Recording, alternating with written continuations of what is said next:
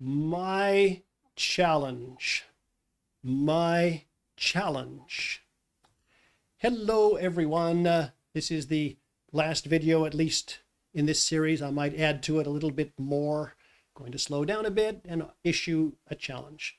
And this is to those who would say things like gravity doesn't exist, or gravity's been disproven, or the containment thing. There's a containment video in this run as well, etc.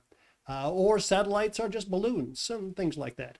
You know, if satellites are just balloons, I would love to know how they stay in place so well, especially, wow, and how they're so predictable. Have you noticed how unstable the balloon environment is? You ever thought about that? That's just really, really odd. I mean, you put a balloon up there, it's not very stable. How come balloons aren't falling down all the time? How does the GPS network keep that total accuracy? Just really interesting. You can be in a valley somewhere where there's no chance of left-right communication at that frequency at all, and the GPS gives you really precise location as to where you are. Just really fascinating stuff. Yeah, it's interesting. So yes, the image that I showed, by the way, let me just show you that image again for a moment, but remove the text and then talk about that for a second here. This is what's called an orrery. An orrery, and this is a device, a mechanical device that shows the relationship between the various heavenly bodies that we have come to learn and come to observe, and so on, as we have seen them in nature. Now, you know, people would say that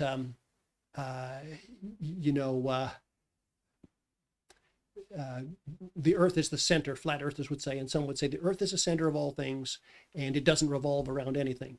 That really flies in the face of the way that God reveals himself.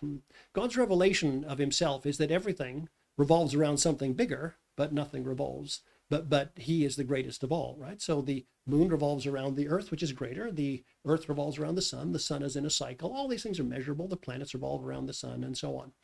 And yeah, it's much more consistent to see the orbital mechanics model than it is the other in terms of God's revelation of himself in the natural world. Well, I've got a challenge for flat earthers and geostationary earth types as well. I really, really do. Dave, this probably does apply to you. My challenge is, if you are so convinced that it is balloons, not satellites, that provide GPS, etc., could you please tell us the technology that keeps the balloons stable? I'm saying you must be able to invent something that works that way if you know for sure that technology doesn't exist. On the other side of it, if the speed of light has never been proven or whatever, and can't be measured, you must be able to invent better measurement tools than the laser measurement tools we have today, because obviously they must be inaccurate. So I'm saying invent something. Invent something. If gravity does not exist, this is the big one. If gravity does not exist, please invent the anti-gravity machine. Please.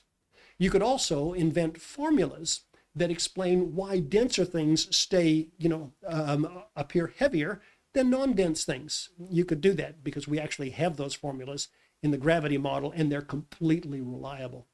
The next thing that this is another one that I would say, not only am I challenging people who hold these positions to invent things, I'm asking you to predict something. Don't look at timeanddate.com or orbital mechanics stuff. No. Use your own mathematics to predict eclipses. And particularly the kind of eclipse where, and this is interesting, where the sun is on one side, the earth is on the other, and the moon is in the middle. I'm sorry. The sun is on one side, the earth is in the middle, and the moon on the other, where the earth obscures the sunlight on the moon. You should be able to predict that. Now, the orbital mechanics model can predict it perfectly to the second.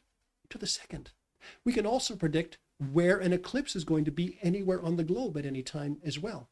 There is no arithmetic that I've seen from flat or stationary earthers that comes even close to that. Every time they'll say, oh, well, let's just look at the planets and see where they are and so on and so forth, they're borrowing orbital mechanics calculations to do that. That's called the stolen concept fallacy. And it's like, we're going to use your technology and your observations that are never wrong to demonstrate our position, right? That we can't prove. So I think you understand that. So here's my challenge to you. And let me just summarize all of these videos by saying this. Ladies and gentlemen, make modest claims. Make modest claims.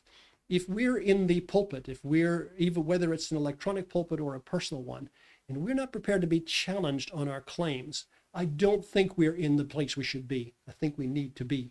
We need to understand how important that is. Now, several of the claims, and there's a bunch more, and I might make more videos on this. I don't know. Got a lot of things going on. Got work and family and some personal things that have to be attended to. Not sure I'm going to do that. But certainly here, I'd say make modest claims. Claims like gravity's been disproven, the speed of light can't be measured. You better make modest claims because you're going to come up against hard arithmetic and hard pieces of equipment that demonstrate it. Now, finally, this question of observation has to be dealt with.